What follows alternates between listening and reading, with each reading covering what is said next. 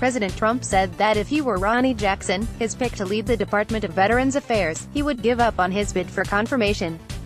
Jackson, who serves as the White House physician, is facing allegations of excessive drinking, overprescribing drugs, and leading a toxic work environment.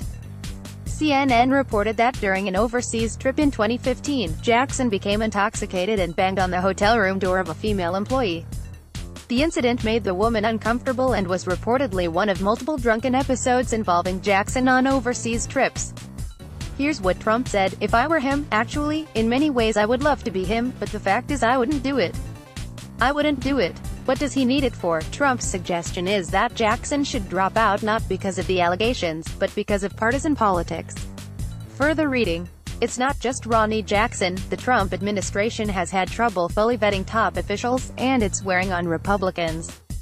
Most of the victims in the Toronto van attack were women before a man drove a van into pedestrians in a busy section of the city, killing at least 10 people and injuring 14. A post that police called cryptic appeared on the suspect's Facebook page.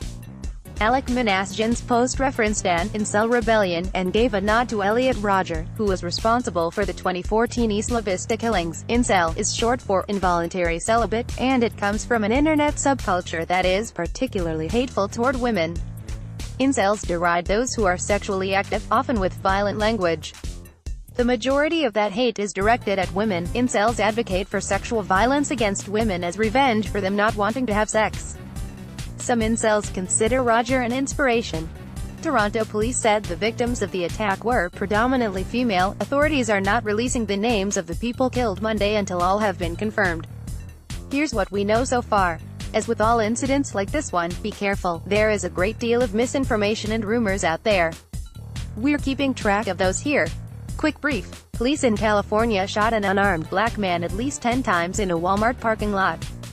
Deontay Yarber, a 26-year-old father of 3, died of asphyxiation by choking on his own blood, his attorney said.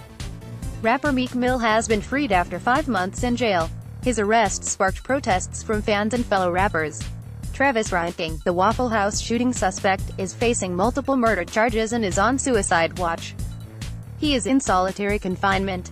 The arrival sets up a test between two major forces: the Trump administration's hard stance on immigration, and laws that require the U.S. to provide asylum to people with valid persecution claims. About 130 women and children arrived in Mexicali, on the Mexican side of the U.S. border. They were expected to be followed by as many as 500 other migrants. Attorney General Jeff Sessions said the people and their smugglers had ignored the willingness of the Mexican government to allow them to stay in Mexico. Amnesty International responded by pointing out that seeking asylum is not a crime in the USA or anywhere. France's President Emmanuel Macron has had quite the visit with Donald Trump. Macron is in Washington, D.C., this week, for a fancy state dinner and also in hopes of convincing President Trump to keep the Iran deal in place. The trip has had a certain, je ne sais quoi, quality to it.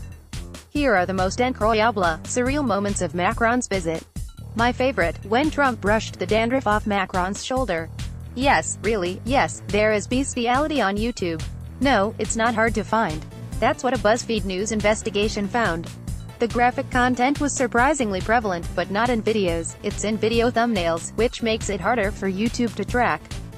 Some of these videos have racked up millions of views. Clicking on one video triggers YouTube's recommendation engine. In turn, the platform serves up dozens more animal videos, many with graphic thumbnails featuring bestiality.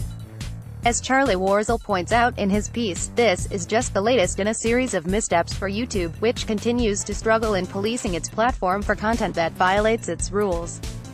A model and ANTM winner hilariously caught a woman taking creep shots of him on the subway last week. A woman was on the subway when she spotted an unusually attractive man.